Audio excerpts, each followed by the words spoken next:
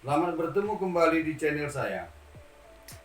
Ini video saya yang pertama, edisi menjawab pertanyaan subscriber video YouTube saya atau pertanyaan pihak lainnya yang langsung disampaikan kepada saya. Begini pertanyaannya. 1. Mengapa di Yogyakarta saat ini tanah-tanah negara diklaim sebagai tanah swapraja milik Kesultanan dan milik Kadipaten Pakualam?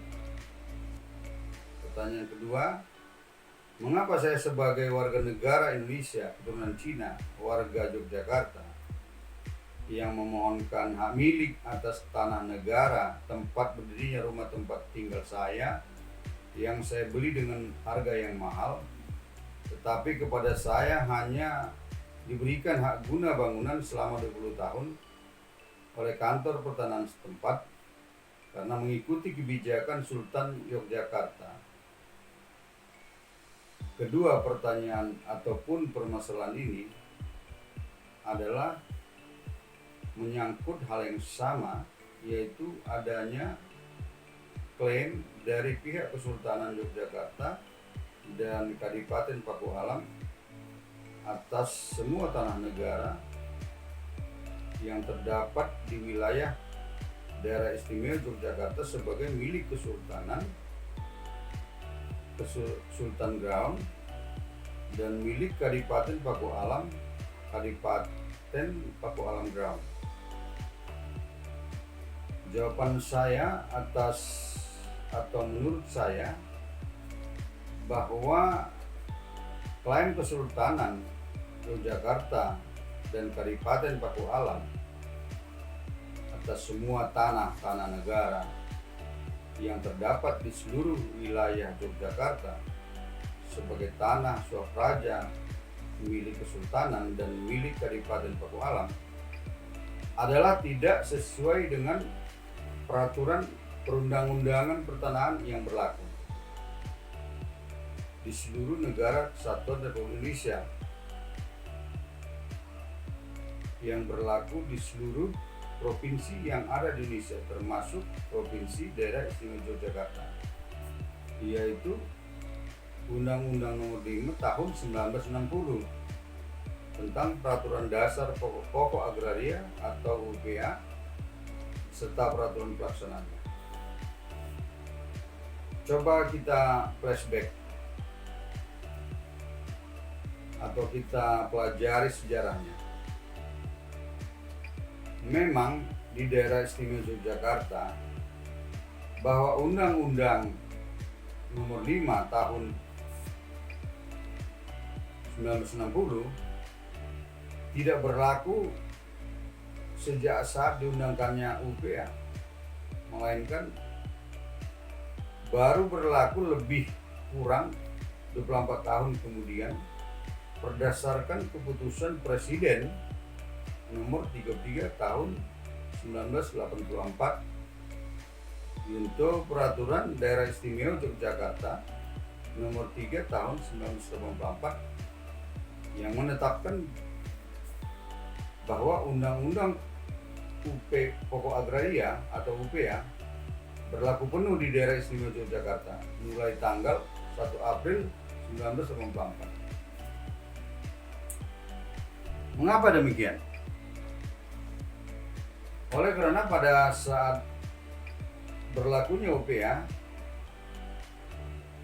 bahwa Undang-Undang Pembentukan Daerah Istimewa Yogyakarta yang sudah lebih dulu ada dari UPA, yaitu Undang-Undang Nomor 3 Tahun 1950 pada pasal 4 ayat 4 yang menetapkan bahwa urusan agraria yang merupakan urusan rumah tangga daerah istimewa Yogyakarta sudah dilaksanakan oleh daerah istimewa Yogyakarta dengan baik, di mana sudah ada dan terlaksana dengan baik Peraturan Daerah Istimewa Yogyakarta Nomor 5 Tahun 1954 tentang hak atas tanah. Sehingga pemerintah pusat mempertimbangkannya untuk tetap dilanjutkan sampai ada ketetapan lain dari pemerintah pusat.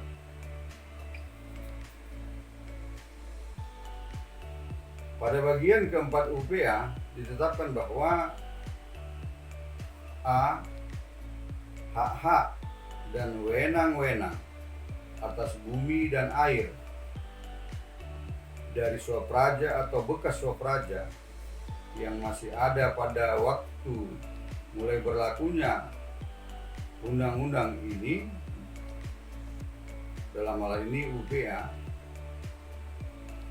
hapus dan beralih kepada negara. Dalam poin B-nya, hak-hak yang bersangkutan dengan ketentuan dalam huruf A di atas diatur lebih lanjut dengan peraturan pemerintah. Yang dimaksudkan dengan swapraja pada masa itu adalah, menurut Kamus Besar Bahasa Indonesia KBBI, disebutkan bahwa swapraja adalah daerah yang berpemerintahan sendiri. Daerah Istimewa Yogyakarta adalah daerah swapraja.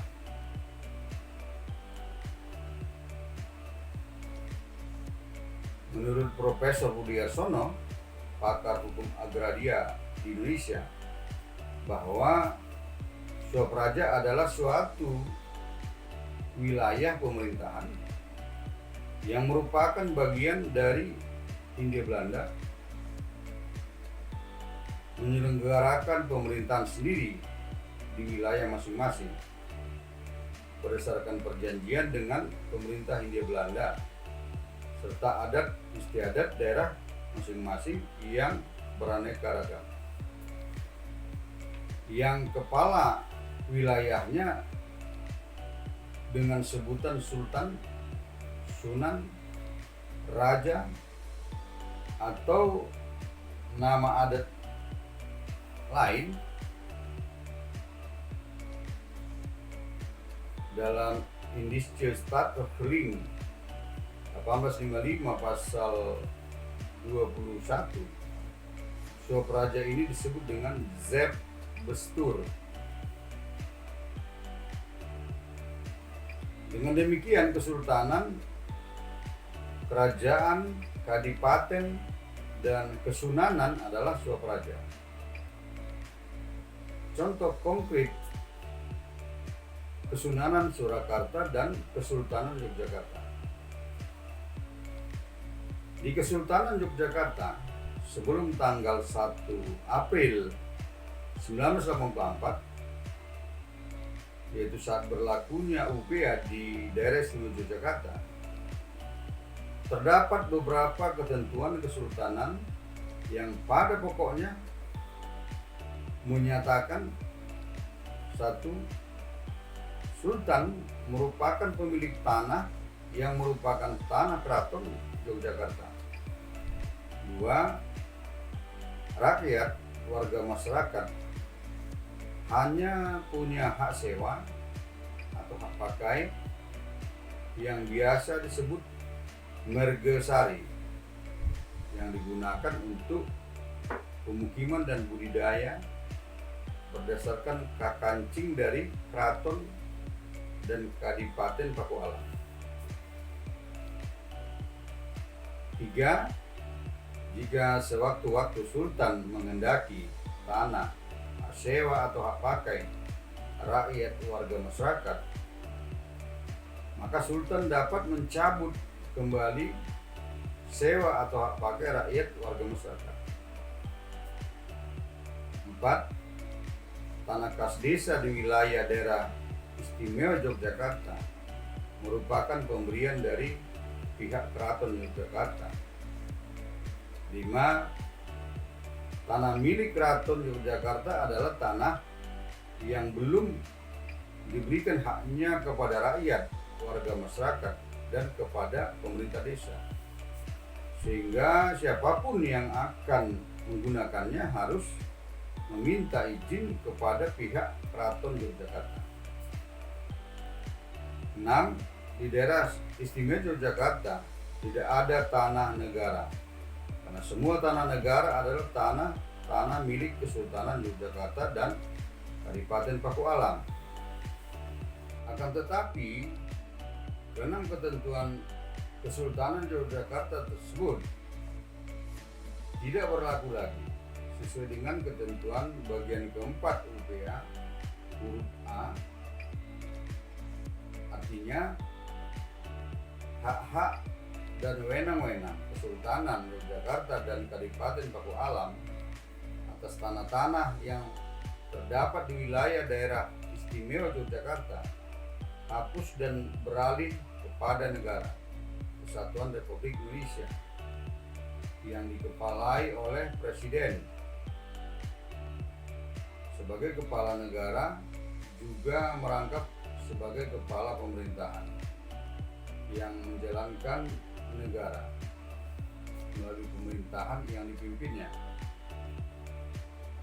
Dengan demikian, menurut hemat saya, bahwa Kesultanan Yogyakarta dan Kadipaten Pakualam tidak ada dasar hukum ataupun payung hukum untuk mengklaim semua tanah-tanah negara yang telah dikuasai oleh rakyat warga masyarakat secara etikat baik dan sah menurut hukum, seperti membeli, mewarisi dan lain-lain, sebagai tanah milik Kesultanan Yogyakarta dan Kadipaten Pakualam.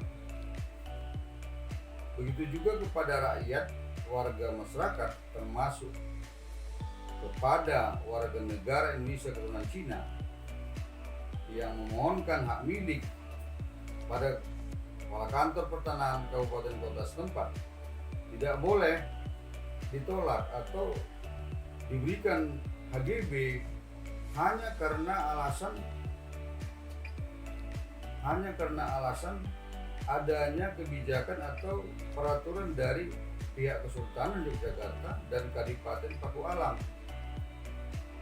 melainkan harus diproses sesuai ketentuan Undang-Undang Pokok Agraria dan peraturan pelaksananya sebagai ketentuan yang berlaku di seluruh Indonesia termasuk di daerah istimewa Yogyakarta, sehingga kepada pemohon yang bersangkutan dapat diberikan apabila sesuai dengan ketentuan UPA dan peraturan pelaksanaannya yang berlaku.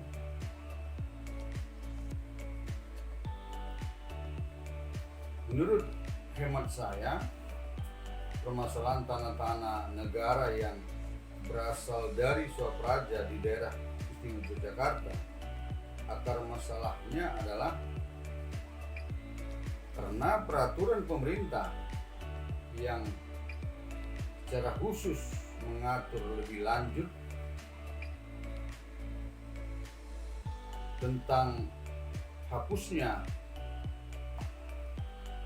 hak-hak atau wewenang-wewenang Swapraja atau bekas Swapraja atas bumi dan air hingga saat ini belum ada diterbitkan oleh pemerintah, sehingga untuk penyelesaian masalah hapus dan beralihnya hak-hak dan wewenang-wewenang Swapraja, bekas Swapraja atas tanah termasuk Kesultanan Yogyakarta dan Kadipaten Pakualam tidak dapat dituntaskan. Untuk itu pemerintah pusat perlu segera menerbitkan peraturan pemerintah tersebut dan selanjutnya diselesaikan berdasarkan peraturan pemerintah nomor 224 tahun 1961 tentang pelaksanaan pembagian tanah dan pemberian ganti kerugian, di mana dalam pasal 4 ayat 1 disebutkan bahwa tanah Swapraja dan bekas Swapraja yang beralih kepada negara diberi peruntukannya sebagian untuk kepentingan pemerintah, sebagian lagi untuk mereka yang langsung dirugikan karena dihapuskannya hak Swapraja atas tanah, dan sebagian lagi untuk dibagikan kepada rakyat yang membutuhkan. Terlepas dari itu, saya mendengar bahwa yang dipakai pihak Kesultanan Yogyakarta dan Kadipaten Paku Alam mengklaim tanah-tanah negara sebagai milik Kesultanan Yogyakarta dan Kadipaten Paku Alam adalah Undang-Undang Nomor 13 Tahun 2012 tentang Keistimewaan Daerah Istimewa Yogyakarta, di mana dalam bab 10 tentang pertanahan pada pasal 32 dan 33 menyatakan bahwa dalam rangka penyelenggaraan kewenangan pertanahan daerah istimewa Yogyakarta, Kesultanan Yogyakarta dan Kadipaten Paku Alam dinyatakan sebagai badan hukum yang masing-masing menjadi subjek hak yang mempunyai hak milik atas tanah kesultanan dan tanah kadipaten. Tanah kesultanan dan tanah kadipaten meliputi tanah keprabon dan tanah bukan keprabon yang terdapat di seluruh kabupaten kota dalam wilayah daerah istimewa Yogyakarta. Ketentuan berikutnya, hak milik atas tanah Kesultanan Yogyakarta dan tanah Kadipaten Paku Alam didaftarkan pada lembaga pertanahan, dalam hal ini kantor pertanahan kabupaten kota setempat, sesuai ketentuan perundang-undangan yang berlaku. Ketentuan berikut: pendaftaran atas tanah Kesultanan Yogyakarta dan Kadipaten Paku Alam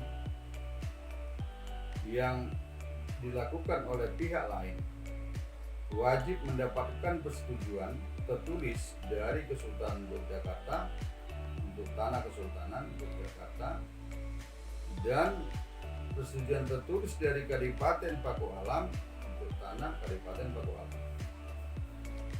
Ketentuan berikut: pengelolaan dan pemampatan tanah Kesultanan Yogyakarta dan tanah Kadipaten Paku Alam oleh pihak lain harus mendapatkan izin persetujuan Kesultanan Yogyakarta untuk tanah Kesultanan Yogyakarta dan izin persetujuan Kadipaten Paku Alam untuk tanah Kadipaten Paku Alam. Menurut saya bahwa Undang-Undang Nomor 13 Tahun 2012 tidak dapat menjadi dasar hukum Kesultanan Yogyakarta dan Kadipaten Paku Alam untuk mengklaim semua tanah-tanah negara yang sudah dikuasai atau dipunyai masyarakat secara itikat baik dan sah sebagai milik Kesultanan Yogyakarta dan milik Kadipaten Paku Alam, dengan alasan karena 1.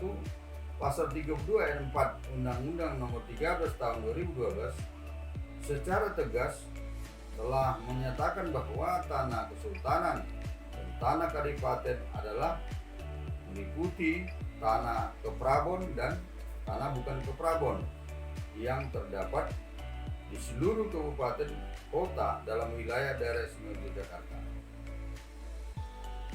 Yang dimaksud tanah keprabon adalah tanah yang digunakan untuk bangunan istana dan sarana pendukungnya, seperti pagelaran, keraton, Sipanganti, alun-alun, pasar, Beringharjo, makam dan masjid keagungan dalam, Pasanggerahan, Petilasan, Taman Sari, dan lain-lain. Sedangkan tanah bukan keprabon adalah tanah yang digunakan penduduk atau digunakan lembaga dengan hak berupa magersari, ngindung, hak pakai, hutan, kampus, rumah sakit, dan lain-lain, serta tanah yang digunakan penduduk tanpa alas hak. 2.